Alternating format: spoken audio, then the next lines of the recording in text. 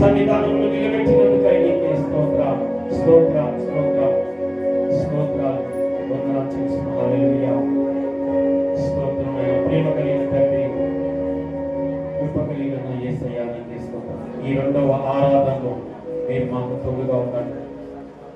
మాకు నాయనా ఏ మాటలు అవసరమో ఆ మాటలు ద్వారా మమ్మల్ని బలపరచండి, స్థిరపరచండి.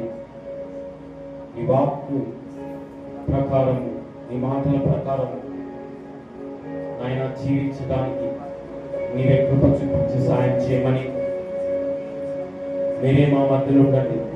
ప్రతి ఒక్క హృదయాలు తెరువు నాయన. ఇక్కడ అల్లరి శక్తులను, అంధకార శక్తులను యేసు నామములో బంధిస్తున్నాం. వినగలిగే చెవులు, గ్రహించగలిగే మంచి మనసు బిడ్డలందరికీ దయచేసి వారికి మేలుకరంగా, ఆశీర్వాదకరంగా, దీవెనకరంగా, నీ నామానికి మాత్రమే మహిమకరంగా ఉండరాగున మీరే మాట్లాడి నీ నామానికి ఘనత మహిమ తెచ్చుకోమని యేసు నామములో అడిగి వేడుకొంచున్నాం తండ్రి. ఆమేన్ ఆమేన్ ఆమేన్. అందరికీ వందనాలు. కూర్చోనమ్మా. దేవునికి స్తోత్రం కలుగుగాక. ఈ యొక్క రెండవ ఆరాధనలో ప్రభు మనకు తోడుగా ఉంది. ప్రభు పరిశుద్ధాత్మ సహాయం ద్వారా మనతో అందరితో మాట్లాడడానికి ఆయన ఇష్టపడుతున్నారు. Praise the lord. హల్లెలూయా.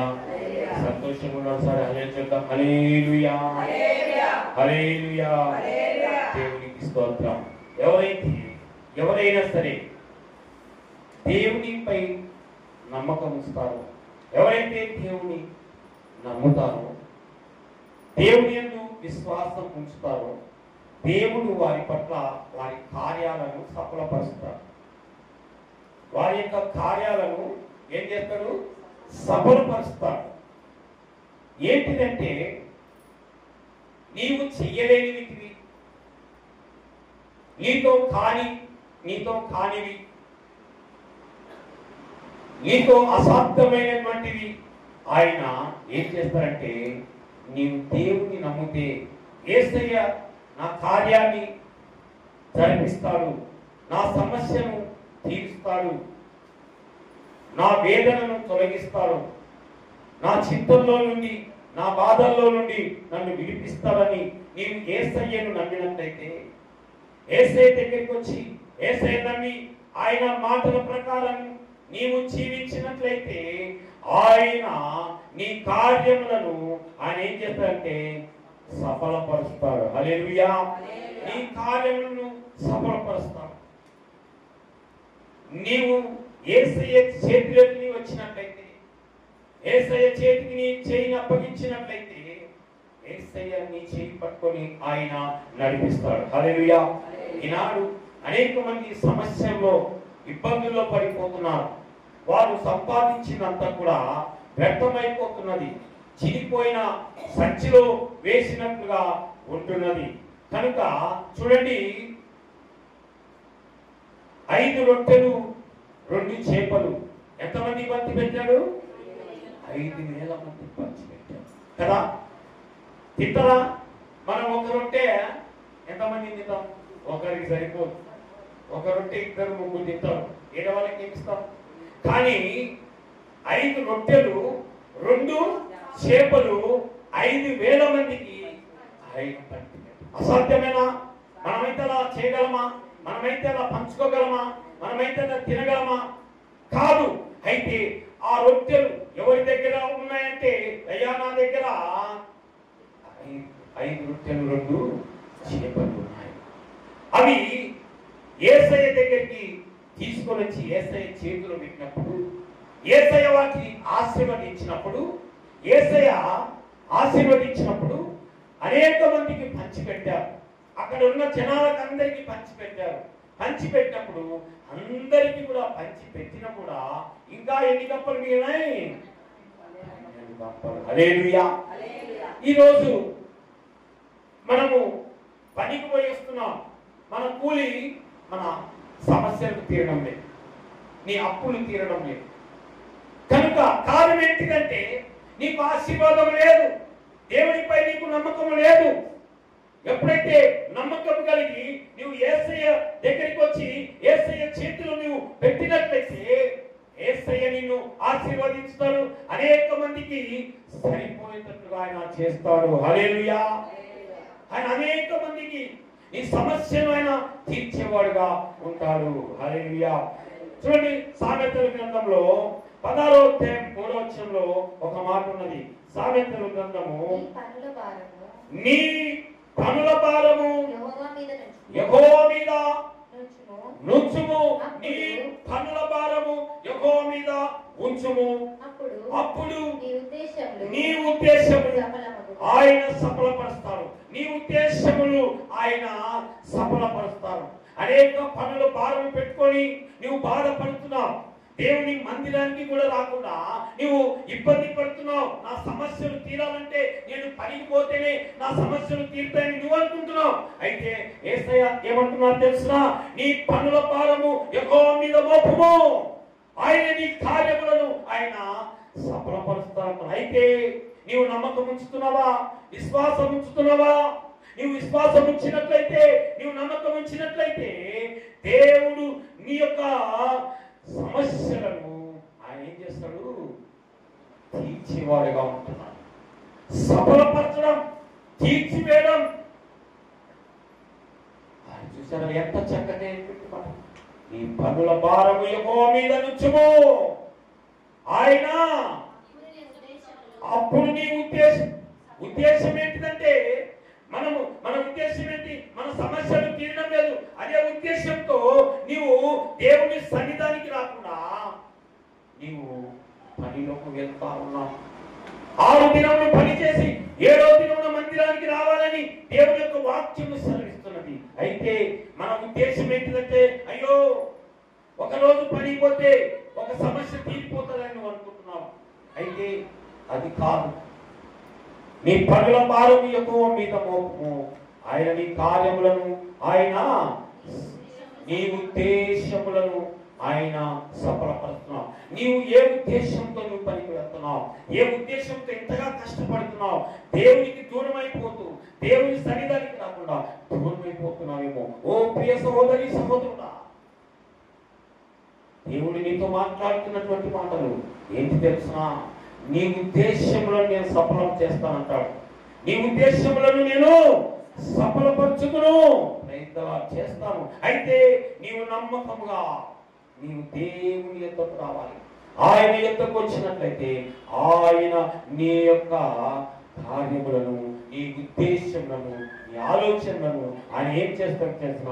ఆయన సఫల పరిచే వాడుగా ఉంటున్నాడు. హల్లెలూయా. చూడండి, కీర్తన గ్రంథం 1వ అధ్యాయము 3వ వచనం మనం చూద్దాం. కీర్తనలు 1వ అధ్యాయము 3వ వచనం. అతడు నీటి కాలువన ఓరన నాటబడినదై ఆకువాడక తన కాలమందు ఫలమిచ్చు చెట్టు వలె ఉండును. ఎప్పుడు ఫలమిచ్చు చెట్టు వలె ఉంటాడంటే, అతడు నీటి కాలువన ఓరన నాటబడిన చెట్టు.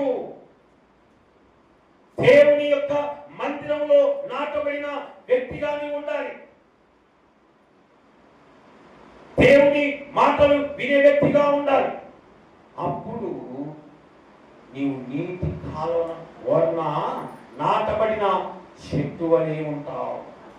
దేవునికి దగ్గరగా ఉండాలి. ఆయన మార్గంలో నీవు నడుస్తూ ఉన్నట్లయితే, ఆయన ఆజ్ఞలను పాటిస్తూ ఆయన మార్గంలో నీవు నడుస్తున్నట్లయితే, దేవుడు నిన్ను ఆకువాడక తన కాలమందు ఫలమిచ్చు చెట్టు వలె ఉంటావు. అయితే నీవు నమ్మకం కలిగి విశ్వాసము కలిగి ఆయన మార్గంలో నీవు నడిచినట్లయితే దేవుడు నీ యొక్క ఉద్దేశములను ఆయన ఏం చేస్తాడు? సఫలపరుస్తాడు. హల్లెలూయా. ఈ ఉద్దేశములను ఆయన సఫలపరుస్తాడు. అయితే వాక్యం వింటున్న నీవు, ఈ మాటలు వింటున్న నీవు దేవునిపై మొట్టమొదటిగా ఏం చేయాలా? దేవునిపై నీకు విశ్వాసం ఉండాలి. ఏముండాలమ్మా? దేవునిపై నీకు విశ్వాసం ఉండాలి, నమ్మకం ఉండాలి. నువ్వు నమ్మకం ఉంటే అది నీ కార్యం ఏదైనా సరే. చూసావా, మనం 1000 రూపాయలు తెచ్చుకుంటున్నా కూడా సరిపోవడం లేదు. రోజుకు 1000 తెచ్చుకున్నా 2000 తెచ్చుకున్నా సరిపోదు కొంతమందికి కదా, సమస్య తీరడం లే. అంటే నీ సొంత ఆలోచనతో నీ సొంత బలముతో నీవు దేవుణ్ణి ఎరగక, దేవుడున్నాడని తెలుసుకొనక, దేవుడు నాకు సహాయం చేస్తాడు అని తెలుసుకొనక నీవు దేవునికి దూరంగా నీవు జీవిస్తున్నప్పుడు నీవు అనేక సమస్యల్లోనూ నీవు చిక్కుబడిపోతావు. దేవుడు అంటున్నాడు, దేవుడు వాక్యం సెలవిస్తున్నది, నీ పనుల భారము యెహోవా మీద మోపుము, ఆయన నీ దేశములను సఫలపరుస్తాడు. హల్లెలూయా. ఈనాటి క్రైస్తవ జనాంగం కూడా, దేవుని ఎరిగినటువంటి వారు కూడా, వారు ఆదివారం కూడా వారు పనులకు వెళ్తున్నారు. కారణం ఏంటిదంటే వాళ్ళ ఉద్దేశం నెరవేరడం లేదు. వాళ్ళ సొంత ఆలోచనలతో మేము ఎలాగైనా ఈ సమస్య నుంచి బయటికి రావాలా, నీకై నీవు నీ సమస్యను తీర్చుకోలేవు, నీకై నీవే నీ భారాన్ని తొలగించుకోలేవు. అయితే దేవుడు అంటే నీ భారము నేను తొలగిస్తాను, నీ సమస్యను నేను తీర్చుతాను. అయితే నీవు యేసయ్యపై నీవు నమ్మకము ఉంచాలి. హల్లెలూయా. చూడండి, కీర్తన గ్రంథం 20వ అధ్యాయంలో కూడా ఒక మాట ఉన్నది. 20వ అధ్యాయం 4వ వచనం. కీర్తనలు 20వ అధ్యాయం, నీ కోరికను సిద్ధింపజేసి నీ ఆలోచన యావత్తును సఫలపరచుగాక. హల్లెలూయా. నీ కోరికను సిద్ధింపజేసి. అమ్మ, ఏం కోరిక ఉంది? ఇప్పుడు మనిషికి ఒక కోరిక ఉంది కదా, ఏదో కోరిక ఉంది. అయ్యా నా అప్పులన్నీ తీర్చుకుంటే సార్, నాకు దేవుడు మంచి కార్యం జరిపితే సార్, అదే కదా నీ కోరిక. అయితే నీ కోరిక సఫలం కావాలంటే నీ కోరికను సిద్ధింపజేసి నీ ఆలోచన ఏదుందో దానిని యావత్తు సఫలపరచును. హల్లెలూయా. హల్లెలూయా. నీ జీవితంలో దేవుడు సఫలపరచుగాక. ఆమేన్. ఆమేన్. హల్లెలూయా. నమ్మకం ఉంటే దేవుని ఎంతో బాధపడిపోతున్నారు, కుమిలిపోతున్నారు, నలిగిపోతున్నారు. అయ్యో, ఈ సమస్యల నుంచి ఎప్పుడు నేను బయటికి రావాలి? తీరని బాధలు, సమస్యలు, ఒకానొకప్పుడు ఇలా ఉంటుంది, అలా ఉంటుంది, ఇలాంటి పరిస్థితి వచ్చింది అని నువ్వు పైకి రాలేని స్థితిలో ఉంటున్నావేమో. దేవుడు అంటున్నాడు, నీ ఆలోచన యావత్తును తిప్పేసి సఫలపరచును అంటారు. అయితే నువ్వు నమ్మకం కలిగి, విశ్వాసం కలిగి దేవుని ఎద్దకు వచ్చినట్లయితే దేవుడు నీ ఆలోచన యావత్తును సఫలపరచడానికి ఆయన ఇష్టపడుతున్నాడు. హల్లెలూయా. హల్లెలూయా. చూడండి, 57వ కీర్తన 2వ వచనం మనం చూద్దాం. 57వ కీర్తన 2వ వచనం కూడా మనం చదువుతున్నాం. మహోన్నతుడైన దేవునికి నా కార్యము సఫలం చేయ దేవునికి. అబ్బా, మహోన్నతుడైన దేవునికి నా కార్యం సఫలం చేయ దేవునికి, నా కార్యము సఫలము చేయ దేవునికి నేను మొరపెట్టుచున్నాను. హల్లెలూయా. మనం ఎవరికి మొరపెట్టాలి? అయ్యా, నాకు ఈ సమస్య ఉందని మనుషుల దగ్గరికి పోతే మనుషులు నీ సమస్యను తీర్చలేరు. అమ్మ, మనుషుల సమస్య తీరుస్తారా? అందుకనే ఒక వాక్యం ఉన్నది, మనుషులను నమ్ముట కంటే యెహోవాను ఆశ్రయించుట మేలు. ఏ మనుషుడు ఎవరి సమస్య తీర్చలేడు. తీర్చడమ్మా, ఎవరు తీర్చలేరు. ఒకవేళ ఆయన ఇచ్చినా నీవు మళ్ళీ ఆయన తీయాల్సిందే కదా. వడ్డీకి ఇచ్చినా కూడా మళ్ళీ ఆయనకు కట్టకుంటే డబుల్ వడ్డీ ఇవ్వాల్సిందే. నువ్వు దానిలో పడి తీర్చుకోలేక సమస్యలో పడి సతమతం అయిపోతావు కదా. మన రాబడి మహా అంటే 1000 రూపాయలనుకో, అయితే నీకు 1500 ఖర్చు వస్తే ఎలా తీరగలుగుతుంది? తీరుస్తుందా? తీరదు. అందుకని దేవుని యొద్దకు రావాలి.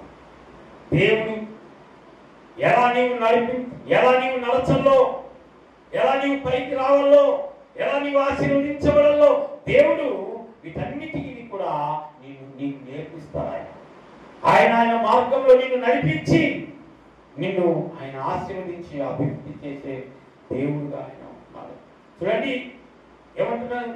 మహోన్నతుడైన దేవునికి నా కార్యము సఫలం చేయు. హల్లెలూయా. ఎవరు మొరపెడతారు? దేవుని దగ్గరికి వచ్చి మొరపెడతారా? ఎవరు అంటే నీ ఆలోచన ప్రకారంగా, మన ఉద్దేశం ప్రకారంగా, మనము మన సొంతంగా మనం ప్రయత్నం చేస్తున్నామే కానీ నీ కొరకు ప్రాణం పెట్టి తిరిగి లేచిన యేసయ్య దగ్గరికి నువ్వు వచ్చినట్లయితే ఆ యొక్క సమస్యలో పడి మనుషులు నశించిపోతున్నారు, పైకి రాలేని స్థితిలో ఉంటున్నారు, చికట గల యుగంలో పడిపోతున్నాం. దేవుని యొక్క వాక్యం ఏం సెలవిస్తున్నాం తెలుసునా? నశించిన దాన్ని నేను వెతికి రక్షించడానికి వచ్చానంటాడు. చికట గల యూబిలో పడి ఉన్న నిన్ను నేను పైకి లేవనెత్తుతానంటాడు. హల్లెలూయా. ఏదైనా అలాంటి దేవుడు ఉన్నారా? ఎవరు కూడా లేరు. నువ్వే సమస్యలో చిక్కుబడి ఉన్నావో, ఏ బాధలో ఉన్నావో, ఈ బాధల నుండి ఆయన పైకి లేవనెత్తు దేవుడుగా ఉంటున్నాడు. హల్లెలూయా. హల్లెలూయా. యెషయా చూడండి 64వ అధ్యాయం 4వ వచనం. యెషయా 64:4 వచనం.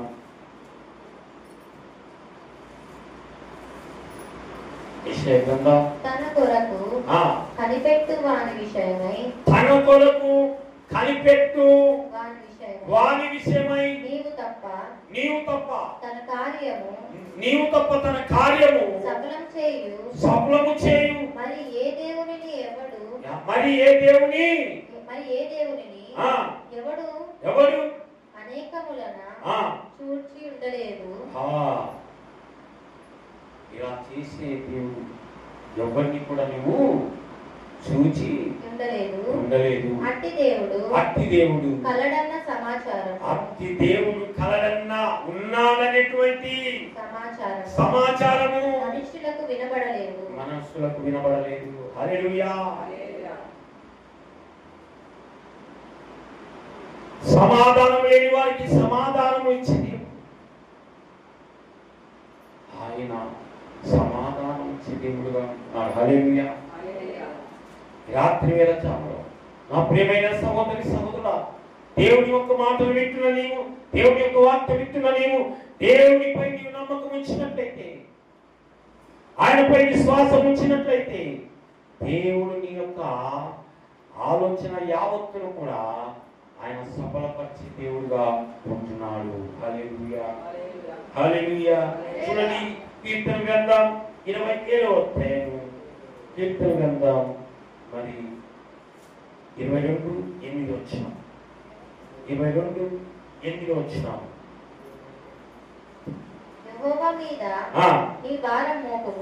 మీద నీ భారం మోపుము, ఆయన వానిని విడిపించునేమో. వాడు ఆయనకి ఇష్టడు కదా, ఆయన వానిని తప్పించునేమో అందరూ. హల్లెలూయా. చూసారా ఎంత ప్రేమ, ఎంత దయ దేవుని. కనుక నీవు ఈ రాత్రి వేళ చాములో యేసయ్య దగ్గరికి నీవు వచ్చినట్లయితే యేసయ్య నీ భారమును ఆయన తొలగించేవాడుగా ఉంటాడు. హల్లెలూయా. హల్లెలూయా. చూడండి ఇంకొక 30లో కీర్తన 4వ వచనం, 37 కీర్తన 4వ వచనం మనం చదువుకుందాం. 37 యెహోవాను బట్టి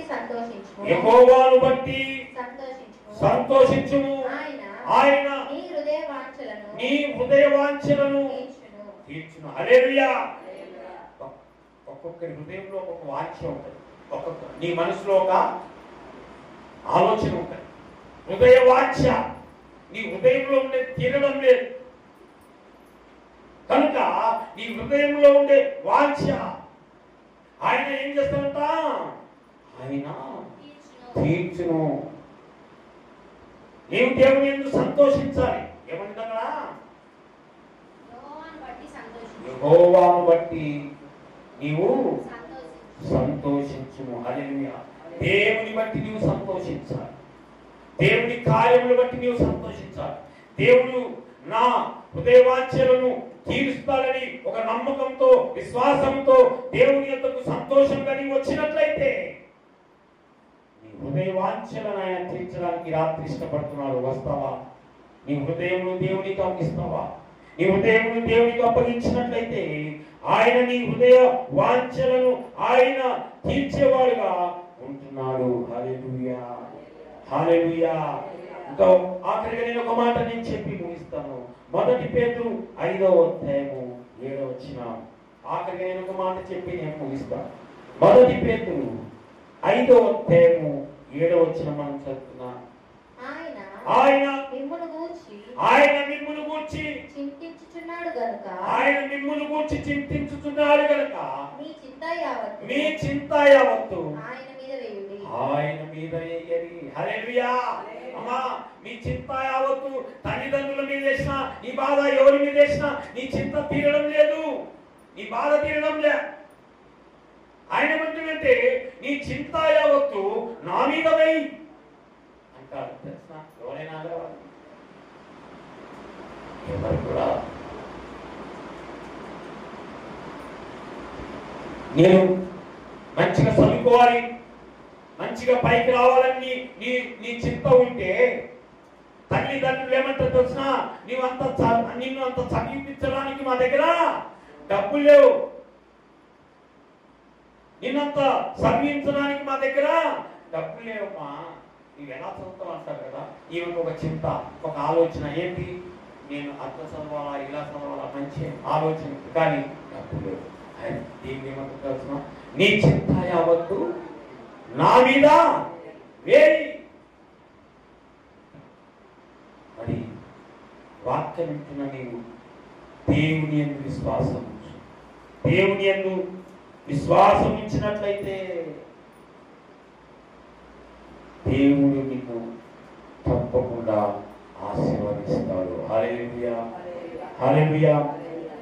ఎప్పుడంటే నీ మార్గములను యెహోవాకు అప్పగించినప్పుడు. 37 కీర్తన 5లో ఉంది చూడండి. 37 కీర్తన 5, నీ మార్గములను యెహోవాకు అప్పగించుము. 37 కీర్తన నీ మార్గమును యెహోవాకు అప్పగించుము. నీవు ఆయన నమ్ముకొనుము, ఆయన నీ కార్యములను నెరవేర్చి. చప్పట్లు కొడదాం ఒకసారి. హల్లెలూయా. నీ మార్గములను యెహోవాకు అప్పగించుము, ఆయన నీ కార్యములను సఫలపరచును, నెరవేరుస్తాడు. హల్లెలూయా. అయితే మన మార్గములను ఎవరికి అప్పగించాలి? యేసయ్యకు అప్పగించాలి. అయ్యా, నేను తీరని బాధలు ఉన్నాను, అయ్యా సమస్యలు ఉన్నానయ్యా, నీవు తప్ప నాకు ఇంకెవరు లేరయ్యా అని నీవు యేసయ్యకు మొరపెట్టుకున్నట్లయితే, నీ మనస్సు ఆయన మీద ఆనుకున్నప్పుడు, నీవు ఆయనకు ప్రార్థన చేస్తున్నప్పుడు, దేవుని నీ ప్రార్థన ఆలకించి నీ మార్గములను యెహోవాకు అప్పగించినప్పుడు దేవుని నీ మార్గములను ఆయన సఫలపరుస్తాడు. మన మార్గములను దేవునికి అప్పగించుకుందామా? దేవునికి అప్పగించుకొని మన సమస్యలను, మన అక్కలను, మన అవసరతలను, నీవు చింతలో ఉన్నవాడిని, బాధలో ఉన్నవాడిని ఆయన తీరుస్తారని ఒక నమ్మకం. ఎప్పుడు తీరుస్తారంటే నీ మార్గములను ఏమంటా? నీ మార్గములను యెహోవాకు అప్పగింపుము. నీవు ఆయన నమ్ముకో. నీ మార్గములను అప్పగించి ఆయన నీవు నమ్ముకున్నట్లయితే ఆయన నీ కార్యములను నెరవేరుస్తాడు. హల్లెలూయా. కనుక మన మార్గములను యెహోవాకు అప్పగించుకుందాం. జీవము కలిగిన దేవుడు, ఆయన జీవము కలిగిన దేవుడు, నీ కొరకై ప్రాణం పెట్టి తిరిగి 3వ దినంలో లేచిన దేవుడు ఎవరు కూడా లేరండి. చనిపోయి తిరిగి లేచిన వారు ఎవరు కూడా ఈ లోకంలో ఎవరు లేరు. ఆయన నీ కోసం వచ్చాడు, తన ప్రాణాన్ని పెట్టాడు. నీవు ఆయన వైపు చూస్తావు. దినమెల్ల 2 చేతులు లోబడిన ప్రజల వైపు దినమెల్లా ఆయన 2 చేతులు చాపుతున్నాడు. ఆయన వైపు చూస్తామా? ఆయన వైపు చూసి మన మార్గములను యెహోవాకు అప్పగించినప్పుడు ఆయన నీ ఆలోచనలు ఆయన సఫలపరిచే వాళ్ళగా ఉంటాం. ఇప్పటి నుంచి మన మార్గములను యెహోవాకు అప్పగించుకుందా ఆయన మన మార్గములను సరళం చేసే దేవుడుగా ఉంటాడు. దేవుడు ఈ కొద్ది మాటలను తన వినికిలో దీవించుగాక. ఆమేన్, ఆమేన్, ఆమేన్, ఆమేన్. స్తోత్రం. హల్లెలూయా. యేసయ్యా నీకే స్తోత్రం. ఇంతవరకు నాయన పిల్లలు చక్కగా ఈ వాక్యాన్ని విన్నారు. దేవా, నీ మార్గంలో యెహోవాకు అప్పగించిన ఆయన నీ కార్యములను నెరవేరుస్తానని చెప్పారు. మరి నాయన ఇంతవరకు నీ మార్గంలో నడవలేదేమో, ఇప్పటి నుంచి నాయన మా యొక్క మార్గములను నీకు సమర్పించుకొని నీ యందు నమ్మిక ఉంచి మేము సాగటానికి నాయన నీ కృప దయచేయమని, అనేక ఆటంకాలు, ఇబ్బందులు సాతానుడు అనంతగానో వేస్తున్నాం. యేసు నామములో సాతాను బంధిస్తున్నాం తండ్రి. ఇప్పటి నుంచి నీ మార్గంలో నడవడానికి నీవే కృప చూపించి సాయం చేసి నడిపించి నీ బిడ్డలుగా నీ సొత్తుగా మేము ఉండటానికి నాయన నీవే కృప చూపించి సాయం చేయమని యేసు నామములో వేడుకొంచున్నాం తండ్రి. ఆమేన్.